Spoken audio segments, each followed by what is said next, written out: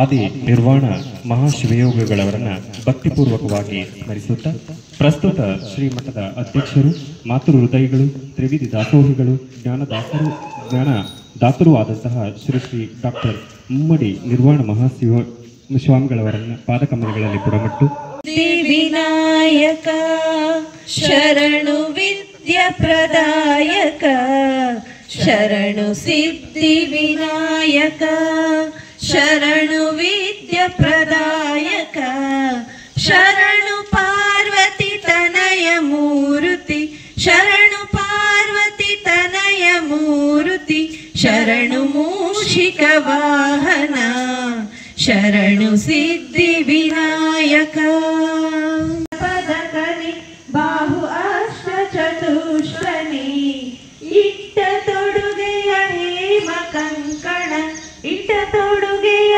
ಹೇಮ ಕಂಕಣ ಪಾಶ ಅಂಕು ತಂಡದವರಿಗೆ ಧನ್ಯವಾದಗಳನ್ನು ಕೊಡ್ತಾ ಮುಂದೆ ವೇದಿಕೆಯಲ್ಲಿ ದಿವ್ಯ ಸಾನ್ನಿಧ್ಯವನ್ನು ವಹಿಸಿರುವಂತಹ ಪರಮಪೂಜ್ಯರು ಹಾಗೂ ಉಳಿದಂತಹ ಎಲ್ಲ ಗಣ್ಯರನ್ನ ಬಹಳ ಆತ್ಮೀಯವಾಗಿ ಸ್ವಾಗತ ಕೋರಲಿಕ್ಕೆ ಬರುತ್ತಿದ್ದಾರೆ. ಎಸ್ಎಸ್ ಪಬ್ಲಿಕ್ ಶಾಲೆ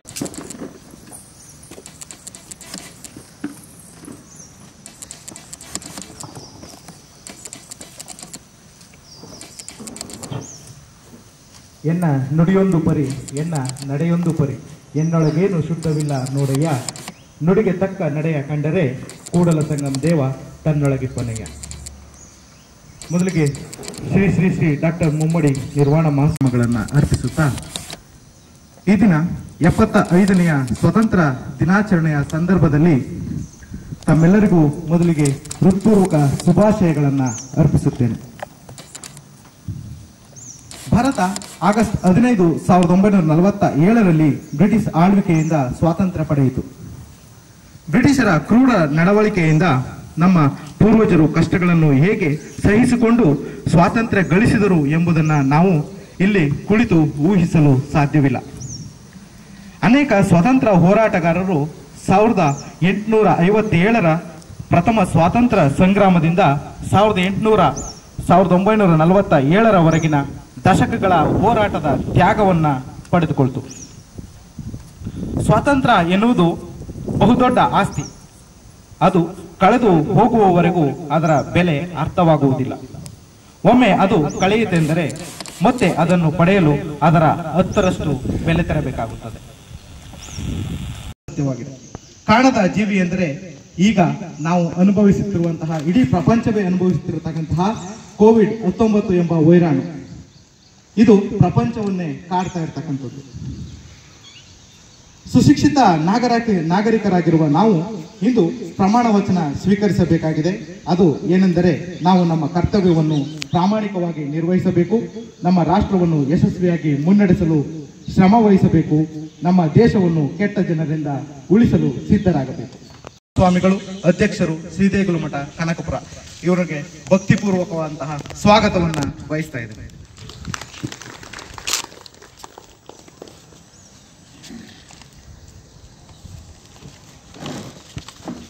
ಹಾಗೂ ಶ್ರೀ ಶ್ರೀ ಶ್ರೀ ಚನ್ನಬಸವ ಸ್ವಾಮಿಗಳು, ಉಪಾಧ್ಯಕ್ಷರು, ಶ್ರೀದೇಗುಲ ಮಠ ಕನಕಪುರ ಇವರಿಗೂ ಸಹ ಭಕ್ತಿಪೂರ್ವಕವಾದಂತಹ ಸುಸ್ವಾಗತವನ್ನ ಬಯಸ್ತಾ ಇದ್ದೇನೆ.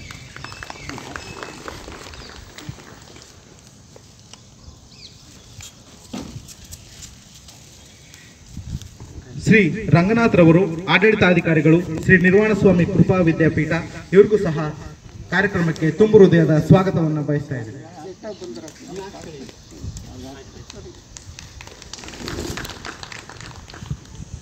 ಗುರು ಚರಮೂರ್ತಿಗಳಿಗೂ ಸಹ ಭಕ್ತಿಪೂರ್ವಕವಂತಹ ಸ್ವಾಗತವನ್ನ ಬಯಸ್ತಾ ಇದ್ದೇನೆ.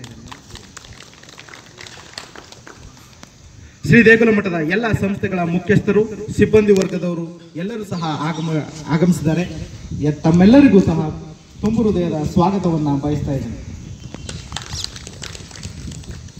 ಹಾಗೂ ಈ ಕಾರ್ಯಕ್ರಮಕ್ಕೆ ಪ್ರತ್ಯಕ್ಷವಾಗಿ ಪರೋಕ್ಷವಾಗಿ ಆಗಮಿಸಿರುವ ಎಲ್ಲರನ್ನ ಈ ಕಾರ್ಯಕ್ರಮಕ್ಕೆ ಸ್ವಾಗತಿಸ್ತಾ, ಹಾಗೂ ಛಾಯಾಗ್ರಾಹಕರಾದಂತಹ ಗಣೇಶ್ ಅವರಿಗೂ ಸಹ ಈ ಒಂದು ಕಾರ್ಯಕ್ರಮಕ್ಕೆ ಸುಸ್ವಾಗತವನ್ನು ಬಯಸ್ತಾ ನನ್ನ ಸ್ವಾಗತ ಭಾಷಣವನ್ನು ಮುಗಿಸ್ತೇನೆ. ಧನ್ಯವಾದದಂತಹ ಮಾದೇವ್ ಪ್ರಸಾದ್ ಸರ್ ಅವರಿಗೆ ಧನ್ಯವಾದಗಳು. ಹಾಗೂ ಕೂಡ ಸ್ವಾಗತ ಸರ್. ಕಾರ್ಯಕ್ರಮದ ಪ್ರಾಸ್ತಾವಿಕ ನುಡಿಗಳನ್ನು ಬಸವೇಶ್ವರ ಹಿರಿಯ ಪ್ರಾಥಮಿಕ ಶಾಲೆಯ ಮುಖ್ಯ ಶಿಕ್ಷಕರಾದಂತಹ ಶಿವಯ್ಯ ಸರ್ ಅವರು ನಡೆಸ್ಕೊಳ್ಬೇಕು ಅಂತ ಹೇಳಿ ಅವರನ್ನು ಕೇಳ್ಕೊತಾ ಇದ್ದೀನಿ. ಓಂ ಗುರು ಬಸವಲಿಂಗಾಯ ನಮಃ. 75ನೇ ವರ್ಷದ ಅಮೃತ ಮಹೋತ್ಸವದ ಕಾರ್ಯಕ್ರಮದಲ್ಲಿ ನಿಮ್ಮೆಲ್ಲರಿಗೂ ತುಂಬು ಹೃದಯದ ಸ್ವಾಗತವನ್ನು ಬಯಸುತ್ತಾ ಹಾಗೂ ಶುಭಾಶಯಗಳನ್ನು ಕೋರುತ್ತಾ, ವಿಜೃಂಭಣೆಯಿಂದ ಆಚರಣೆ ಮಾಡತಕ್ಕಂಥ ಇದು ಸಂದರ್ಭವಾಗಿದೆ. ಆದರೆ ಈ ವಿಜೃಂಭಣೆಯ ಕಾರ್ಯಕ್ರಮಗಳನ್ನು ನಾವು ಸರಳವಾಗಿ ಆಚರಣೆ ಮಾಡ್ತಕ್ಕಂಥ ಉದ್ದೇಶ ಒಂದೇ, ಕೋವಿಡ್ ಕಾರ್ಯಕ್ರಮ. ಇಡೀ ಪ್ರಪಂಚದಾದ್ಯಂತ ಈ ಕೋವಿಡ್ ಮಹಾಮಾರಿ ಅಂತಕ್ಕಂಥದ್ದು ಎಲ್ಲರನ್ನು ಆವರಿಸಿ ಇವತ್ತೊಂದು ದಿವಸ ಇಂಥ ಒಂದು ವಿಜೃಂಭಣೆಯಿಂದ ಮಾಡ್ತಕ್ಕಂಥ ಕಾರ್ಯಕ್ರಮಗಳನ್ನು ನಾವು ಇವತ್ತು ಸರಳ ರೀತಿಯಲ್ಲಿ ನಮ್ಮ ಸಂಸ್ಥೆಯ ಪೂಜ್ಯರ ಸಮ್ಮುಖದಲ್ಲಿ ಈ ಕಾರ್ಯಕ್ರಮವನ್ನು ಸರಳವಾಗಿ ಆಚರಣೆ ಮಾಡ್ತಾ ಇದ್ದೇವೆ. ನಮ್ಮೆಲ್ಲರ ಕರ್ತವ್ಯವಾಗಿದೆ.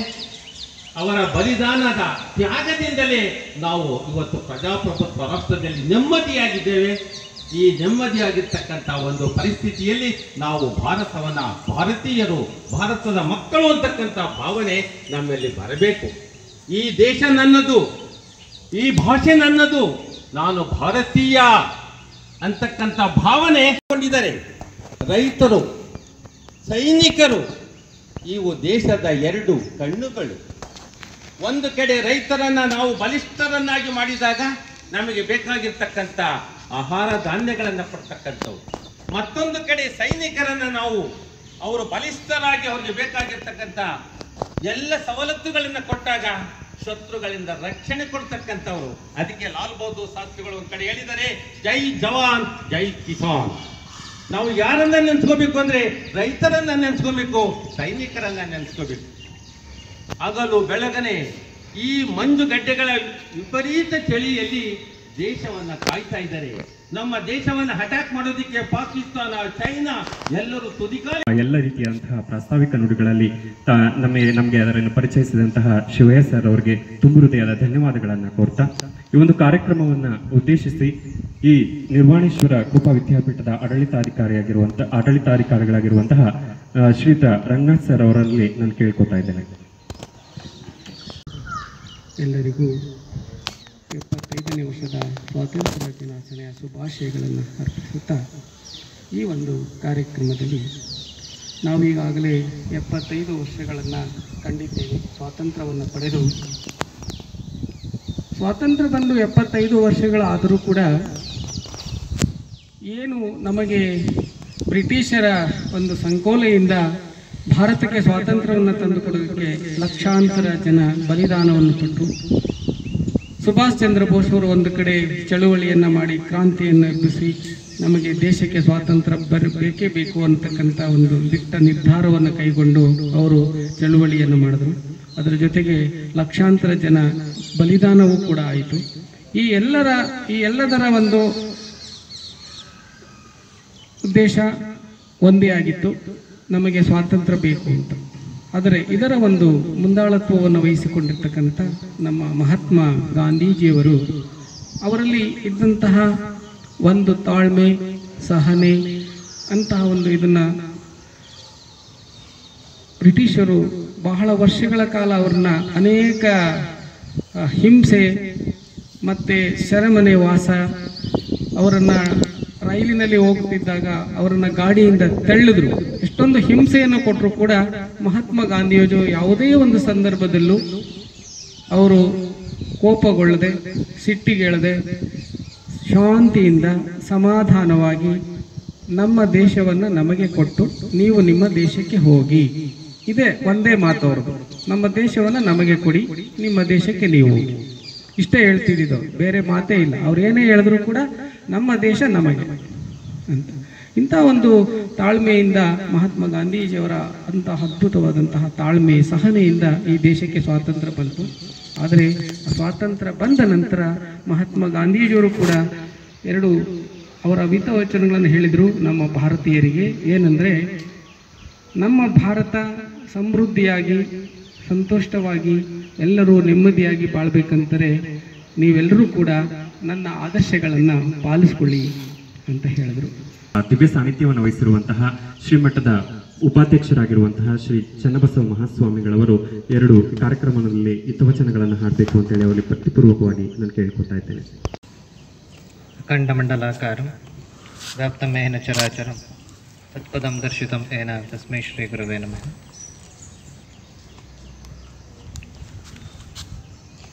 ಮೊದಲಿಗೆ ಬಸವಾದಿ ಶಿವಶರಣರನ್ನ ಎಲ್ಲರ ಮಂದಿರದಲ್ಲಿ ಭಕ್ತಿಯಿಂದ ಸ್ಮರಣೆ ಮಾಡಿ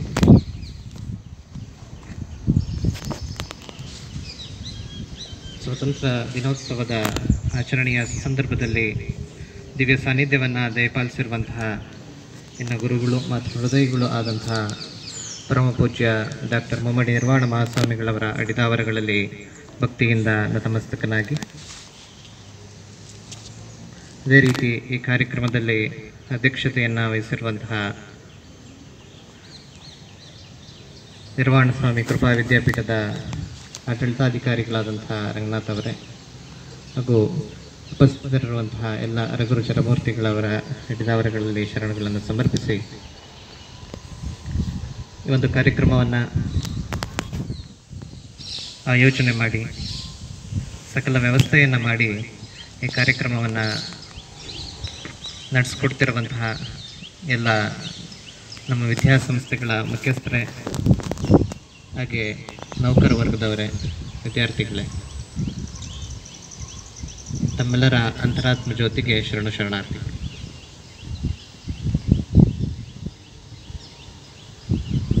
ಪ್ರತಿಯೊಂದು ಜೀವಿಗೂ ಸ್ವಾತಂತ್ರ್ಯದ ಪರಿಕಲ್ಪನೆ ಅವನ ಭೌತಿಕ ವಿಕಾಸವಾಗಿದ್ದ ದಿನದಿಂದಲೂ ಕೂಡ ಬೆಳವಣಿಗೆ ಆಗ್ತಾ ಬಂದ.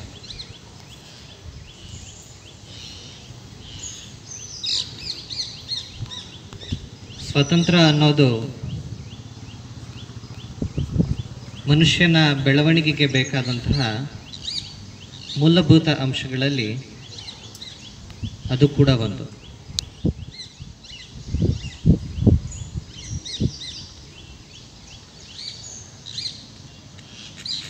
ಜೀವಿ ತನ್ನ ಭೌತಿಕ ವಿಕಾಸದೊಂದಿಗೆ ಅನೇಕ ಬಗೆಯ ಸೌಕರ್ಯಗಳನ್ನು ಪಡ್ಕೊಳ್ತಾ ಬಂದ.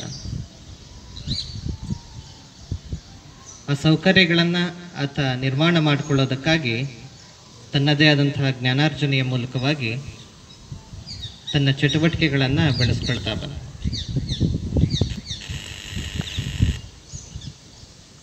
ಏಕಜೀವಿಯಾಗಿದ್ದಂತಹ ಜಗತ್ತು ಅನೇಕ ಜೈವಿಕ ಸಂಕುಲಗಳ ಒಡನೆ ಮಾನವ ಸಂಕುಲವು ಕೂಡ ಬೆಳವಣಿಗೆ ಹೊಂದಿ ಒಂದು ವಿಶಾಲವಾದಂತಹ ಪ್ರದೇಶದಲ್ಲಿ ಮಾನವನ ಅಸ್ತಿತ್ವ ರೂಪುಗೊಳ್ತಾ ಬಂತು.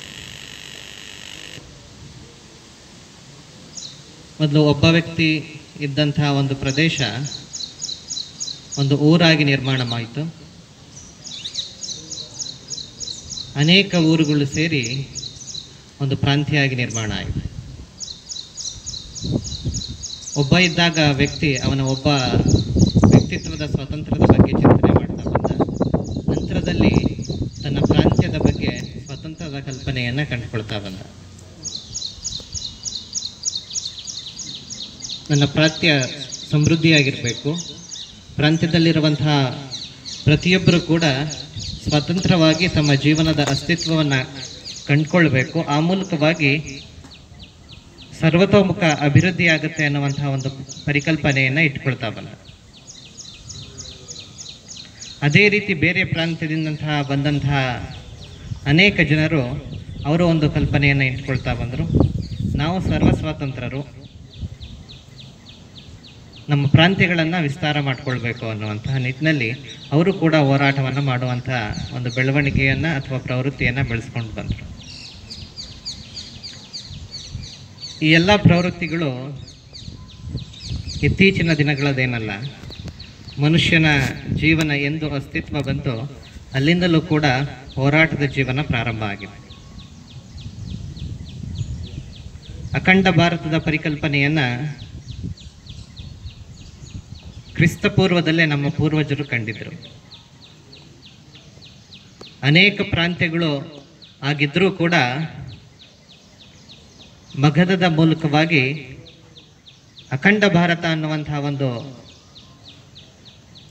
ದಿವ್ಯ ಶಕ್ತಿಯನ್ನು ನಿರ್ಮಾಣ ಮಾಡುವಂತಹ ಒಂದು ನಿಟ್ಟಿನಲ್ಲಿ ಅಶೋಕ ಮೊದಲಾದ ರಾಜರುಗಳು ತಮ್ಮ ಕಾರ್ಯಗಳಲ್ಲಿ ಪ್ರವೃತ್ತಿಯಾಗಿದ್ದನ್ನು ನಾವು ಕಾಣ್ತೀವಿ. ಅವತ್ತಿಂದಲೂ ಕೂಡ ಪರಕೀಯರ ದಾಳಿಯನ್ನು ಭಾರತ ಎದುರಿಸಿದೆ. ಆ ಸಂದರ್ಭದಲ್ಲಿ ಪ್ರತಿಯೊಬ್ಬರು ಕೂಡ ನಿಂತು ಹೋರಾಡಿದ್ದಾರೆ.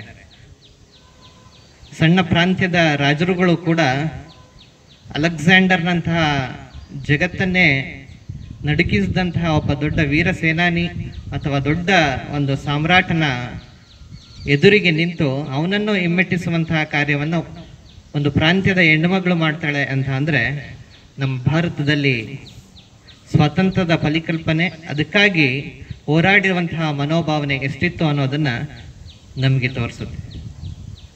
ಮುಂದುವರೆದು ಅನೇಕ ರಾಜರುಗಳು ಕೂಡ ನಮ್ಮ ದೇಶದ ರಾಜರುಗಳು ನಮ್ಮ ದೇಶವನ್ನು ಆಳಿದ್ರು. ಅನೇಕ ಪ್ರಾಂತ್ಯಗಳು ಅವರ ಒಂದು ಆಳ್ವಿಕೆಯ ಫಲವಾಗಿ ಸಮೃದ್ಧಿಯನ್ನು ಕೂಡ ಕಾಣಿತು. ನಂತರ ದಿನಗಳಲ್ಲಿ ಯುರೋಪಿನಿಂದ ಬಂದಂತಹ ಪರಕೀಯರು ಭಾರತವನ್ನು ತಮ್ಮ ಕಪಿಮುಷ್ಟಿಗೆ ಇಟ್ಕೊಂಡಂತಹ ಒಂದು ಪರಿಸ್ಥಿತಿಯನ್ನು ನಾವು ಕಾಣ್ತೀವಿ. ಮೊದಲೆಲ್ಲ ಪರಿಸ್ಥಿತಿ ಹೇಗಿತ್ತು ಅಂದರೆ ಪ್ರಾಂತ್ಯವಾರು ಇತ್ತು. ಆ ಪ್ರಾಂತ್ಯವಾರಗಳಲ್ಲಿ ಮಾತ್ರ ಯುದ್ಧಗಳು ಆಗ್ತಾ ಇದ್ದೋ. ಆ ಪ್ರಾಂತ್ಯಗಳನ್ನು ವಶಪಡಿಸಿಕೊಂಡು ಮುಂದಕ್ಕೆ ಬಂದು ತಮ್ಮ ಅಸ್ತಿತ್ವವನ್ನು ರೂಪುಗೊಳ್ತಾ ಅನೇಕ ರಾಜರುಗಳು ಕೂಡ ಬಂದರು. ಆದರೆ ಬ್ರಿಟನ್ನಿಂದ ಬಂದಂತಹ ಈಸ್ಟ್ ಇಂಡಿಯಾ ಕಂಪ್ನಿ ಏನಿದೆ, ಈ ಕಂಪ್ನಿ ವ್ಯಾಪಾರೀಕರಣದ ಉದ್ದೇಶದಿಂದ ಬಂದು ವ್ಯಾಪಾರವನ್ನು ವಿಸ್ತರಿಸಿಕೊಳ್ತಾ ತಮ್ಮ ಭದ್ರವಾದಂತಹ ಒಂದು ಹಿಡಿತವನ್ನು ಇಡೀ ಭಾರತದ ಸುತ್ತೆಲ್ಲ ಆವರಿಸುವಂತಹ ಒಂದು ಕಾರ್ಯದಲ್ಲಿ ಪ್ರವೃತ್ತಿಯಾದರು. ಆ ಸಂದರ್ಭ ಎಲ್ರಿಗೂ ಕೂಡ ಆತಂಕದ ಸಂದರ್ಭ. ಅದಕ್ಕಿಂತ ಪೂರ್ವದಲ್ಲಿ ಏನಿತ್ತು, ಕೇವಲ ಪ್ರಾಂತ್ಯವಾರು ಆಕ್ರಮಣಗಳು ಆಗ್ತಾ ಇದ್ದು. ಆದರೆ ಅನಂತರ ದಿನಗಳಲ್ಲಿ ಇಡೀ ಭಾರತವೇ ಅಥವಾ ಇಡೀ ದೇಶವೇ ಒಬ್ಬರ ಕಪಿಮುಷ್ಟಿಗೆ ಬರೋದಕ್ಕೆ ಪ್ರಾರಂಭ ಆಯಿತು. ಯಾವಾಗ ಸಂಪೂರ್ಣ ಅಧಿಕಾರ ಅವರಲ್ಲಿ ಕೇಂದ್ರೀಕೃತವಾಗ್ತೋ ಅವರ ವ್ಯವಸ್ಥೆಯನ್ನು ನಿರ್ಮಾಣ ಮಾಡುವಂತಹ ಒಂದು ಕಾರ್ಯದಲ್ಲಿ ಪ್ರವೃತ್ತರಾದರು. ಭಾರತದಲ್ಲಿದ್ದಂತಹ ಮೂಲಭೂತವಾದಂತಹ ಆಚರಣೆಗಳು, ಜ್ಞಾನಗಳು ಏನಿದ್ದೋ ಅವೆಲ್ಲವನ್ನ ಬುಡಮೇಲು ಮಾಡುವಂತಹ ಒಂದು ಪ್ರಯತ್ನವನ್ನು ಮಾಡಿದ್ರು. ಅವರ ಆಡಳಿತ ವ್ಯವಸ್ಥೆಯನ್ನು ಸುಭದ್ರಗೊಳಿಸುವಂತಹ ಒಂದು ಉದ್ದೇಶದಿಂದ ಭಾರತದಲ್ಲಿ ವಿಕೇಂದ್ರೀಕೃತ ವ್ಯವಸ್ಥೆಯನ್ನು ತಂದು ಅನೇಕ ಆಡಳಿತಗಳನ್ನು ಈ ಭೂಮಿ ಮೇಲೆ ಅಥವಾ ನಮ್ಮ ಭಾರತದಲ್ಲಿ ಇರುವಂತಹ ಒಂದು ಪರಿಸ್ಥಿತಿಯನ್ನು ನಿರ್ಮಾಣ ಮಾಡಿದ್ರು. ಇದು ಅಂದಿನ ನಮ್ಮ ಪೂರ್ವಜರಿಗೆ ನುಂಗಲಾಗದ ತುತ್ತಾಗಿತ್ತು ಅನ್ನೋದು ನಾವೆಲ್ಲರೂ ಕೂಡ ಅರಿತಿದ್ದೇವೆ. ಏಕೆಂದರೆ ಸ್ವತಂತ್ರ ಪೂರ್ವದ ಘಟನೆಗಳನ್ನು ಕೇಳಿದರೆ ಈಗಲೇ ನಮಗೆಲ್ಲ ಮೈ ರೋಮಾಂಚನ ಆಗುತ್ತೆ. ಅಂತಹ ಸಂದರ್ಭದಲ್ಲಿ ಅವರೆಲ್ಲ ಅಷ್ಟು ಕಷ್ಟಗಳನ್ನು ಅನುಭವಿಸಿದ್ರು ಅಂದರೆ ಊಹಿಸಲು ಕೂಡ ಅಸಾಧ್ಯವಾದಂತಹ ಒಂದು ನೋವುಗಳನ್ನು ಅವರೆಲ್ಲರೂ ಅನುಭವಿಸಿರ್ತಾರೆ. ಅಂತಹ ಸಂದರ್ಭದಲ್ಲಿ ಅನೇಕ ಸ್ವತಂತ್ರ ಹೋರಾಟಗಾರರು ತಮ್ಮ ಜೀವನವನ್ನು ಮುಡಿಪಾಗಿಟ್ಟುಕೊಂಡು ಭಾರತ ಸಮೃದ್ಧವಾದಂತಹ ದೇಶ ಆಗಬೇಕು ಅಂದರೆ ಭಾರತದಲ್ಲಿ ಸ್ವತಂತ್ರ ನಿರ್ಮಾಣ ಆಗಬೇಕು. ಆಗ ಮಾತ್ರ ಭಾರತದ ಪ್ರತಿಯೊಬ್ಬರು ಕೂಡ ನೆಮ್ಮದಿಯಿಂದ ಇರ್ಬೋದು, ಭಾರತೀಯ ಸಂಸ್ಕೃತಿ ಏನಿದೆ ಅದು ಬೆಳವಣಿಗೆ ಆಗುತ್ತೆ ಅನ್ನುವಂತಹ ಒಂದು ದಿವ್ಯ ಕಲ್ಪನೆಯನ್ನು ಹೋರಾಟದ ಮೂಲಕ ಕಂಡುಕೊಂಡ್ರು. ನಮ್ಮಲ್ಲಿ ಸ್ವಾತಂತ್ರ್ಯದ ಪರಿಕಲ್ಪನೆ ಹೇಗಿತ್ತು ಅನ್ನೋದಕ್ಕೆ ಅನೇಕ ಉದಾಹರಣೆಗಳಿವೆ. ಈಗಿನ ಪರಿಸ್ಥಿತಿಯಲ್ಲಿ ಒಬ್ಬ ಜೀವಿಗೆ ಅಥವಾ ಮನುಷ್ಯನಿಗೆ ಆಲೋಚನೆಗಳು ಬರಬೇಕು ಅಂತ ಅಂದರೆ ಅವನು ಪ್ರೌಢಾವಸ್ಥೆಯನ್ನು, ಪ್ರಾಯ ವ್ಯವಸ್ಥೆಯನ್ನು ತಲುಪಬೇಕು ಅನ್ನುವಂಥ ಒಂದು ಸಾಮಾನ್ಯ ಪರಿಕಲ್ಪನೆ ನಮ್ಮಲ್ಲಿದೆ. ಅಂತಹ ಒಂದು ಸ್ಥಿತಿಯಲ್ಲೂ ಕೂಡ ಆಗಿನ ಮಕ್ಕಳು ಯಾವ ರೀತಿ ಇದ್ದರು ಅಂತ ಅಂದರೆ ಜೀವನ ಪ್ರಾರಂಭವೇ ಸ್ವಾತಂತ್ರ್ಯದ ಹೋರಾಟದ ಮೂಲಕ ಆಗ್ತಿತ್ತು ಅನ್ನೋದನ್ನು ನಾವೆಲ್ಲ ನೆನೆಸ್ಕೊಳ್ಕೋಬಹುದು. 10-12 ವರ್ಷದ ಯುವಕರು ಎಲ್ಲ ಇನ್ನೂ ಜೀವನದ ಯಾವುದೇ ಒಂದು ಸೌಕರ್ಯಗಳನ್ನು ಕಾಣದಂತಹ ಸಂದರ್ಭದಲ್ಲಿ ನಾವು ದೇಶಕ್ಕಾಗಿ ಹೋರಾಡಬೇಕು, ನಮ್ಮ ಮೂಲ ಉದ್ದೇಶ ಏನಾಗಿರಬೇಕು ಅಂತಂದರೆ ಸ್ವಾತಂತ್ರ್ಯವನ್ನು ಈ ದೇಶಕ್ಕೆ ಅರ್ಪಿಸೋದಾಗಿರಬೇಕು ಅನ್ನುವಂತಹ ಒಂದು ದಿವ್ಯ ಶಕ್ತಿಯನ್ನು ಕಂಡುಕೊಂಡ್ರು. ಅದಕ್ಕಾಗಿ ಚಂದ್ರಶೇಖರ್ ಆಜಾದ್ ಅನ್ನುವಂತಹ ಅನೇಕರು ಈ ನಾಡಿನಲ್ಲಿ ತಮ್ಮ ಇಡೀ ಜೀವನವನ್ನೇ ಮುಡಿಪಾಗಿಟ್ರು. ಚಂದ್ರಶೇಖರ್ ತಿವಾರಿ ಅನ್ನೋದು ಅವ್ರ ಹೆಸರು ಮೂಲತಃ. ಆದರೆ ಅವ್ರು ಇಟ್ಕೊಂಡಂಥ ಹೆಸರು ಏನು ಅಂತಂದರೆ ಬಾಲ್ಯದಲ್ಲೇ ನನ್ನ ಹೆಸರು ಆಜಾದ್ ಅಂತ. ಏನು ಅಂತಂದರೆ ನನ್ನ ಹೆಸರು ಸ್ವಾತಂತ್ರ್ಯ ಅಂತ ಹೇಳಿ ನಾನು ಕರ್ತ್ಕೊಳ್ತಿದ್ನಿ, ಯಾಕಂದರೆ ಇಡೀ ದೇಶ ಸ್ವತಂತ್ರ ಆಗಬೇಕಾಗಿದೆ, ಅದಕ್ಕಾಗಿ ಇಡೀ ನನ್ನ ಜೀವನವನ್ನು ಮುಡಿಪಾಗಿರ್ತೀನಿ ಅಂತ ಹೇಳಿ. ಅಂತಹ ಅನೇಕ ಜನರು ಈ ನಾಡಿನಲ್ಲಿ ಸ್ವತಂತ್ರಕ್ಕಾಗಿ ಹೋರಾಡಿದ್ದಾರೆ. ಅನೇಕ ಮಾರ್ಗಗಳನ್ನು ಸ್ವಾತಂತ್ರ್ಯದಲ್ಲಿ ಅನುಸರಿಸಿದ್ದನ್ನು ನಾವು ಕಾಣಿದ್ದೀವಿ. ಕೆಲವರು ತೀವ್ರವಾಗಿ ಹೋರಾಡಿದರೆ, ಕೆಲವರು ಸೌಮ್ಯವಾಗಿ ಹೋರಾಡಿದ್ದಾರೆ. ಆದರೆ ಎಲ್ಲರ ಉದ್ದೇಶ ಏನಾಗಿತ್ತು? ಸ್ವಾತಂತ್ರ್ಯವನ್ನು ಕಂಡುಕೊಳ್ಳೋದೇ ಆಗಿತ್ತು. ಕೊನೆಗೆ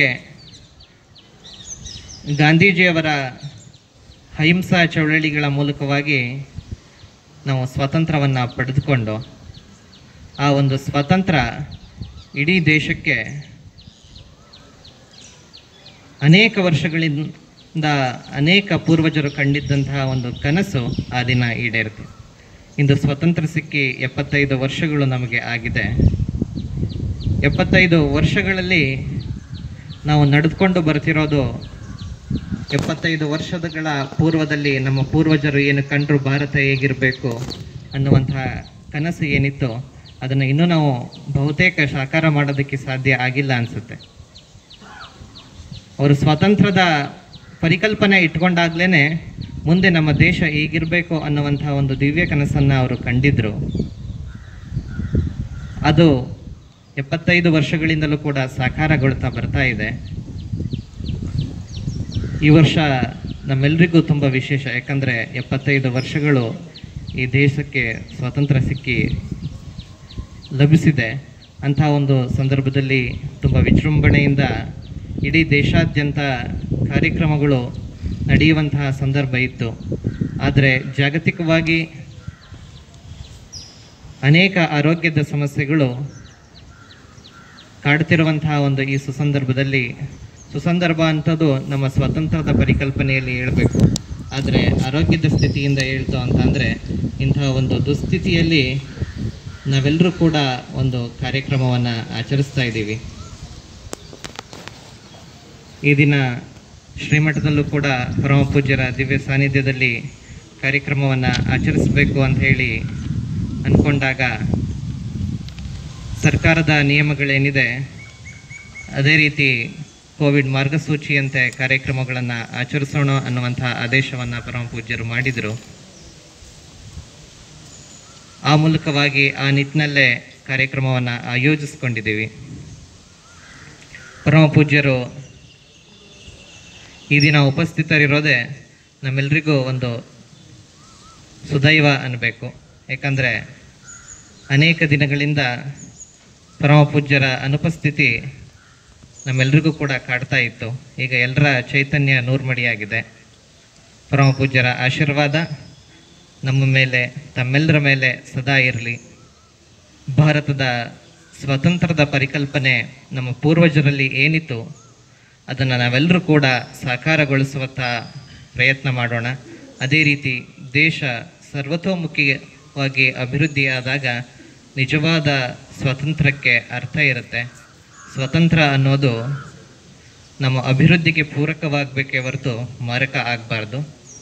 ಸ್ವಾತಂತ್ರ್ಯ ನಮಗಿರುವಂಥ ಒಂದು ಅಸ್ತ್ರ, ಅದು ಉತ್ತಮವಾಗಿ ಉಪಯೋಗಿಸಿದ್ರೆ ಉತ್ತಮವಾಗಿರುತ್ತೆ.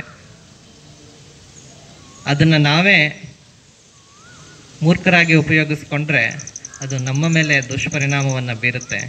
ಸ್ವತಂತ್ರ ಅನ್ನೋದನ್ನು ಯಾವುದಕ್ಕಾಗಿ ಬಳಸ್ಕೊಳ್ಳೋಣ ಅಂದರೆ ಸರ್ವತೋಮುಖ ಅಭಿವೃದ್ಧಿಗಾಗಿ, ಜಗವೆಲ್ಲ ನಗುತ್ತಿರಲಿ ಜಗದಳು ನನಗಿರಲಿ ಅನ್ನುವಂಥ ಅನೇಕ ಪರಿಕಲ್ಪನೆಯನ್ನು ಈ ಜಗತ್ತಿನಲ್ಲಿ, ಈ ಭೂಮಿಯಲ್ಲಿ ಕಂಡಂತಹ ಅನೇಕರು ನಮಗೆ ಆದರ್ಶವಾಗಿದ್ದಾರೆ. ಮಹಾತ್ಮ ಗಾಂಧೀಜಿಯವರ ಆದರ್ಶಗಳನ್ನು, ಅನೇಕ ಸ್ವತಂತ್ರ ಹೋರಾಟಗಾರರ ಆದರ್ಶಗಳನ್ನು ನಾವೆಲ್ಲರೂ ಅಳವಡಿಸ್ಕೊಂಡಾಗ ಈ ದೇಶದ ಸ್ವತಂತ್ರ ಭಾರತದ ಅಭಿವೃದ್ಧಿ ಸಾಧ್ಯ ಆಗುತ್ತೆ. ಆ ಮೂಲಕವಾಗಿ ನಾವೆಲ್ಲರೂ ಕೂಡ ಸ್ವತಂತ್ರ ಭಾರತದ ಪ್ರಜೆಗಳಾಗಿ ದೇಶದ ಅಭಿವೃದ್ಧಿಗೆ ಶ್ರಮಿಸೋಣ. ಈ ಅಭಿವೃದ್ಧಿ ಸಾಧ್ಯ ಆಯಿತು ಅಂತ ಅಂದರೆ ಸರ್ವತೋಮುಖ ಅಭಿವೃದ್ಧಿಯೇ ನಾವು ಇಡೀ ಸ್ವತಂತ್ರ ಹೋರಾಟದಲ್ಲಿ ತ್ಯಾಗ ಬಲಿದಾನ ಮಾಡಿದಂತಹ ಅನೇಕರಿಗೆ ಕೊಡುವಂತಹ ಒಂದು ಗೌರವವಾಗಿದೆ. ಆ ಮೂಲಕ ನಮ್ಮೆಲ್ಲರ ಗೌರವವನ್ನು ಯಾವ ಮೂಲಕ ಸಲ್ಲಿಸೋಣ ಅಂದರೆ ನಮ್ಮ ಕರ್ತವ್ಯಗಳ ಮೂಲಕವಾಗಿ ಸಲ್ಲಿಸೋಣ ಅನ್ನುವಂತಹ ಮಾತನ್ನು ಹೇಳಿ ತಮ್ಮೆಲ್ಲರಿಗೂ ಪರಮ ಪೂಜ್ಯರ ಆಶೀರ್ವಾದ ಸದಾ ಇರಲಿ. ಅವರ ಆಶೀರ್ವಾದದ ಮೂಲಕವಾಗಿ ಎಲ್ಲ ಕಾರ್ಯಕ್ರಮಗಳು ನಡೀತಾ ಇವೆ. ಅವರ ಆಶೀರ್ವಚನದ ಮೂಲಕ ತಮಗೆ ಈಗ ದೊರಕುತ್ತೆ. ಈ ಸಂದರ್ಭದಲ್ಲಿ ನನ್ನ 2 ಮಾತುಗಳಿಗೆ ವಿರಾಮ ನೀಡ್ತಾ ಇದ್ದೀನಿ. ಓಂ ಶಾಂತಿ ಶಾಂತಿ ಶಾಂತಿ. ಕಾರ್ಯಕ್ರಮದಲ್ಲಿ ದಿವ್ಯ ಸಾನ್ನಿಧ್ಯವನ್ನು ವಹಿಸಿರುವಂತಹ ನಮ್ಮೆಲ್ಲರ ಒಂದು ಆರಾಧ್ಯ ದೈವವೇ ಆಗಿರುವಂತಹ ಡಾಕ್ಟರ್ ಮುಮ್ಮಡಿ ನಿರ್ವಾಣ ಮಹಾಸ್ವಾಮಿಗಳವರು ಈ ಒಂದು ಕಾರ್ಯಕ್ರಮದ ದಿವ್ಯ ಆಶೀರ್ವಚನವನ್ನು ದಯಪಾಲಿಸಬೇಕು ಅಂತೇಳಿ ಅವರಲ್ಲಿ ಭಕ್ತಿಪೂರ್ವಕವಾಗಿ ಕೇಳ್ಕೊತಾ ಇದ್ದೇನೆ. ಆದರೆ ಸ್ವಾತಂತ್ರ್ಯೋತ್ಸವದಲ್ಲಿ ಹೋರಾಡಿರ್ತಕ್ಕಂಥ ಮಹಾತ್ಮರನ್ನು ನಾವಿಂದು ನೆನೆಸ್ಕೊಳ್ಬೇಕಾಗಿದೆ. ಅವರೇನಾದರೂ ಹೋರಾಟ ಮಾಡಿ ಸ್ವಾತಂತ್ರ್ಯ ಗಳಿಸದೇ ಇದ್ದರೆ ನಾವೆಲ್ಲರಿಗೂ ನಾವು ಗುಲಾಮರಾಗಿ ಇರಬೇಕಾಗಿತ್ತು. ಅಂತಹ ಒಂದು ಪವಿತ್ರವಾಗಿರ್ತಕ್ಕಂಥ ದಿನ ಸುವರ್ಣ ಮಹೋತ್ಸವ ಆಗಿದೆ. ಈಗ ವಜ್ರ ಮಹೋತ್ಸವ ಅಂತಂದರೆ ಅಮೃತ ಮಹೋತ್ಸವ ನಡೀತಾ ಇದೆ. ಈ ಒಂದು ಕಾರ್ಯಕ್ರಮ ದೇಶಾದ್ಯಂತ ಭಾಳ ಯಶಸ್ವಿಯಾಗಿ ಆಚರಣೆ ಮಾಡ್ತಕ್ಕಂಥ ಒಂದು ಸುದಿನ ಆಗಬೇಕಾಗಿತ್ತು. ಆದರೆ ಈ ಕೋವಿಡ್ ಮಹಾಮಾರಿಯ ಒಂದು ಕಾಯಿಲೆಯಿಂದ ಭಾಳ ಎಲ್ಲ ಕಡೆಯೂ ಕೂಡ ಸರಳವಾಗಿ ಆಚರಣೆ ಮಾಡ್ತಕ್ಕಂಥ ಒಂದು ನಿಗದಿಯನ್ನು ಸರ್ಕಾರ ನಿಗದಿಪಡಿಸಿದ್ದರಿಂದ ಎಲ್ಲರೂ ಎಲ್ಲ ಕಡೆಯೂ ಕೂಡ ಈ ಒಂದು ಸರಳವಾಗಿ ಆಚರಣೆ ಮಾಡ್ತಾ ಇರ್ತಕ್ಕಂಥ ಒಂದು ಹಬ್ಬ ಆಗಿದೆ. ಏಕೆಂದರೆ ಇದು ಸ್ವಾತಂತ್ರ್ಯ ಪ್ರತಿಯೊಬ್ಬರಿಗೂ ಕೂಡ ಬೇಕಾಗಿರ್ತಕ್ಕಂಥದ್ದು. ಆದರೆ ಅದನ್ನು ಆಚರಣೆ ಮಾಡ್ತಕ್ಕಂಥದ್ದು ಬಹಳ ಮುಖ್ಯವಾಗಿರ್ತಕ್ಕಂಥ ವಿಚಾರ. ಆಚರಣೆ ಮಾಡೋದು ಅಂದರೆ ಒಬ್ಬ ಕುರಿ ಕಾಯುವನಿದ್ದ. ಕುರಿ ಕಾಯ್ತಕ್ಕಂಥವನು ಮಂದೆ ಇಟ್ಕೊಂಡು ಕುರಿಗಳನ್ನೆಲ್ಲ ಮಂದೆಯಲ್ಲಿ ಇಟ್ಕೊಂಡು ಸಾಕ್ಕೊಂಡು ರಾತ್ರಿ ಬಂದು ಕೂಡಿ ಅದನ್ನೆಲ್ಲ ಇದು ಮಾಡ್ತಾ ಇದ್ದ, ಸಾಕ್ತಾ ಇದ್ದ. ಆಗ ಸಾಯಂಕಾಲ ಆಗಿದೆ, ಒಳ್ಳೆಯ ಬೆಳೆದಿಂಗಳ ರಾತ್ರಿ ಬೆಳೆದಿಂಗಳಿದೆ. ಒಂದು ಕುರಿ ಏನು ಮಾಡ್ತು ಅಂದರೆ, ನಾವು ಈ ಬಂಧನದಲ್ಲಿ ಇರಬೇಕು, ಒಂದು ಬಂಧನದಲ್ಲಿ ಇರಬೇಕಲ್ಲ, ನಾವು ನಮ್ಮ ಕುರಿ ಕಾಯಲ್ಲಿ ಬಂಧನದಲ್ಲಿ ಇರಬೇಕಲ್ಲ ನಾವು ನಮ್ಮ ಒಡೆಯ ಅಂತ ಭಾಳ ಯೋಚನೆ ಮಾಡಿ, ನಾವು ಹೊರಗಡೆ ಹೊರಟೋದ್ರೆ ನಾವು ಸ್ವೇಚ್ಛೆಯಾಗಿ ನಾವು ಇರ್ಬೋದು ಅಂತ ಯೋಚನೆ ಮಾಡಿತ್ತು. ಒಂದು ಕುರಿ ಹೆಂಗನ್ನು ಸುಳ್ಕೊಂಡು ಈಚೆ ಬಂದುಬಿಟ್ಟಿದೆ. ಬಂದುಬಿಡ್ತು, ಎಲ್ಲ ಓಡಾಡಗಳು ಚೆನ್ನಾಗಿ ಮೇಯ್ಕೊಂಡು ಚೆನ್ನಾಗಿ ಮಾಡ್ಕೊಂಡು ಆರಾಮಾಗಿ ಇತ್ತು. ಆದರೆ ಒಂದು ಹುಲಿ ಅದನ್ನು ತಿಂದ್ಕೊಂಡ್ಬಿಟ್ಟು. ಆದರೆ ಸ್ವಾತಂತ್ರ್ಯಕ್ಕೆ ಎಷ್ಟು ಒಂದು ಬೆಲೆ ಇದೆ ಅಂತಕ್ಕಂಥದ್ದು ಯಾವುದಾಗಲೂ ಕೂಡ ಒಂದು ಅದಕ್ಕೆ ಒಂದು ಕಟ್ಟುನಿಟ್ಟಿನ ಒಂದು ಕಾನೂನು ಇರಬೇಕು. ಆ ಕಾನೂನು ಒಳಗಡೆನೇ ಇದ್ದರೆ ಅದು ಸ್ವಾತಂತ್ರ್ಯ. ಕಾನೂನು ಬಿಟ್ಟು ಹೋದರೆ ಅಂಥ ಒಂದು ಪರಿಸ್ಥಿತಿ ಬರ್ತಕ್ಕಂಥ ದೇಶದ ಒಂದು ಸ್ಥಿತಿಯನ್ನು ಕಾಣಬೇಕಾಗತಕ್ಕಂಥ. ಅದರಿಂದ ಸುಮಾರು ವರ್ಷಗಳಿಂದ ಈ ಮಹಾಮಾರಿ ಬಂದು ಎಲ್ಲರಿಗೂ ತೊಂದರೆ ಕೊಡಿದೆ, ಇಡೀ ದೇಶಕ್ಕೇ. ಇದನ್ನು ಯಾರು ಕೊಟ್ಟರೋ, ಯಾರು ಮಾಡಿದ್ರೋ, ಎಲ್ಲಿ ಬಂತು ಅಂತ ನಮ್ಗೆ ಭಾಳ ಪ್ರತಿಯೊಬ್ಬರು ಕೂಡ ಯೋಚನೆ ಮಾಡ್ತಕ್ಕಂಥ ವಿಚಾರ. ಮನೆಯಿಂದ ಹೊರಗಡೆ ಬರೋದಕ್ಕೆ ಎಷ್ಟೋ ಜನ ಎರೆದುಕೊಂಡು ಬರ್ತಾಯಿಲ್ಲ ಮನೆಗೆ. ಎಷ್ಟೋ ಧೈರ್ಯವಾಗಿ ಓಡಾಡ್ಕೊಂಡು ಕೆಲವರು ಇದು ಮಾಡ್ತಾ ಇದ್ದಾರೆ. ಸರ್ಕಾರದ ಕಾನೂನು ಏನು ರೀತಿ ಮಾಡಿದ್ದಾರೆ ಅದೆಲ್ಲನೂ ಕೂಡ ಪಾಲನೆ ಮಾಡ್ತಾಯಿಲ್ಲ ಸರ್ ಎಷ್ಟೋ ಕಡೆ ಅವರು. ಅದರಿಂದ ಬೇಕಾದಷ್ಟು ಇದು ಒಂದು ಹರಡತಕ್ಕಂಥ ಒಂದು ರೋಗ, ಇದು ಒಬ್ಬರಿಂದೊಬ್ಬರಿಗೆ ಹರಡ್ತಕ್ಕಂಥ ರೋಗ. ಅದರಿಂದ ಇದು ಜಾಸ್ತಿ ಆಗ್ತಾಯಿದೆ.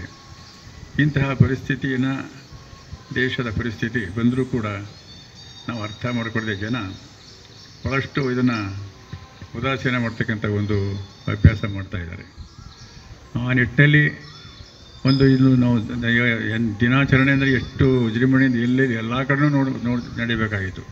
ಸುಮಾರು 2-3 ವರ್ಷಗಳಿಂದ ಇದೇ ರೀತಿ ಸರಳವಾಗಿ ಮಾಡ್ತಕ್ಕಂಥ ಒಂದು ಕಾರ್ಯಕ್ರಮಗಳು, ಎಲ್ಲ ಕಾರ್ಯಕ್ರಮಗಳು ಅಷ್ಟೇ.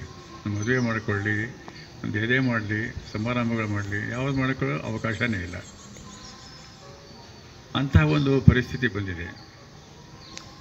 ಆದ್ದರಿಂದ ಇದನ್ನು ನಾವು ಆದಷ್ಟು ನಾವು ಸರ್ಕಾರದ ಒಂದು ಕಾನೂನು ಕಟ್ಟಲೆ ಏನಿದೆ ಅದನ್ನು ನಾವು ಪರಿಪಾಲನೆ ಮಾಡಿದ್ರೆ ನಿಜಕ್ಕೂ ಕೂಡ ಆದಷ್ಟು ಇದನ್ನು ನಾವು ಹೋಗಲಾಡಿಸ್ಕೊಂಡು ನಾವು ಒಳಗಡೆ ಸುಖವಾಗಿರ್ಬೋದು. ಎಲ್ಲರೂ ಕೂಡ ಅದನ್ನು ಪಾಲನೆ ಮಾಡಬೇಕು ಅಂತೇಳಿ. ಆದ್ದರಿಂದ ಈ ಒಂದು ದಿನಾಚರಣೆ ಸ್ವಾತಂತ್ರ್ಯ ಅಂದರೆ ಭಾಳಷ್ಟು ಪ್ರತಿಯೊಬ್ಬರಿಗೂ ಕೂಡ ಸ್ವಾತಂತ್ರ್ಯ ಇದೆ, ಇದ್ದರೂ ಕೂಡ ಅದನ್ನು ಯಾವ ರೀತಿ ನಾವು ಅದನ್ನು ಪರಿಪಾಲನೆ ಮಾಡಬೇಕು, ನಡ್ಕೊಂಡು ಹೋಗ್ಬೇಕು, ನಡೆಸ್ಕೊಳ್ಬೇಕು ಅನ್ನೋದನ್ನು ಅದಕ್ಕೊಂದು ಕಾನೂನು ಕಟ್ಟಲೆಯನ್ನು ಮಾಡಿದ್ದಾರೆ ಸರ್ಕಾರ. ಅದರಂತೆ ನಾವು ನಡ್ಕೊಂಡು ಹೋದರೆ ಅದೇ ಇದು ಕೋವಿಡ್ ಇದು ಮಾಡಿದಾರಲ್ಲ, ಈಗ ಅದು ಎಲ್ಲರೂ ಕೂಡ ಮಾಸ್ಕ್ ಹಾಕ್ಕೊಳ್ಬೇಕು, ಅಂತರ ಕಾಪಾಡ್ಕೊಳ್ಬೇಕು, ಪ್ರತಿಯೊಬ್ಬರು ಕೂಡ ಇದನ್ನು ಕೈ ತೊಳ್ಕೊಳ್ಬೇಕು ಅಂತ ಎಲ್ಲ ಹೇಳಿದ್ದಾರೆ. ಅದನ್ನು ಯಾರೂ ಸರಿಯಾಗಿ ಪರಿಪಾಲನೆ ಮಾಡ್ತಾಯಿಲ್ಲ. ಮಾಡಿದವರು ಸುಖವಾಗಿ ಇದು ಮಾಡ್ಕೊಂಡು ಇದ್ದಾರೆ, ಇಲ್ಲದೇದವರು ಸ್ವಲ್ಪ ಹೋಗಿ ಸಿಕ್ಕೊಂಡು ಆ ಕಾಯಿಲೆ ಸಿಕ್ಕೊಂಡು ನರಳತಕ್ಕಂಥ ಒಂದು ಸನ್ನಿವೇಶ ಬಂದಿದೆ. ಅದರಿಂದ ಅದನ್ನು ಆದಷ್ಟು ನಮ್ಮ ಸರ್ಕಾರದ ರೀತಿ ನೀತಿಗಳನ್ನು ಎಲ್ಲರೂ ಕೂಡ ಪಾಲನೆ ಮಾಡಬೇಕು. ಮತ್ತು ನಾವು ಕೂಡ ಅದನ್ನು ಅರ್ಥಕೊಳ್ಬೇಕು, ಮಾಡಬೇಕು. ಆಗ ಇದಕ್ಕೆ ಸ್ವಾತಂತ್ರ್ಯಕ್ಕೆ ಒಂದು ದಿನಾಚರಣೆಗೆ ಒಂದು ಬೆಲೆ ಬರ್ತದೆ. ಇವತ್ತು ಎಲ್ಲ ಕಡೆಯೂ ಚೆನ್ನಾಗಿ ವಿಜೃಂಭಣೆ ಮಾಡ್ತಕ್ಕಂಥದ್ದು ಹಬ್ಬ ಇದು.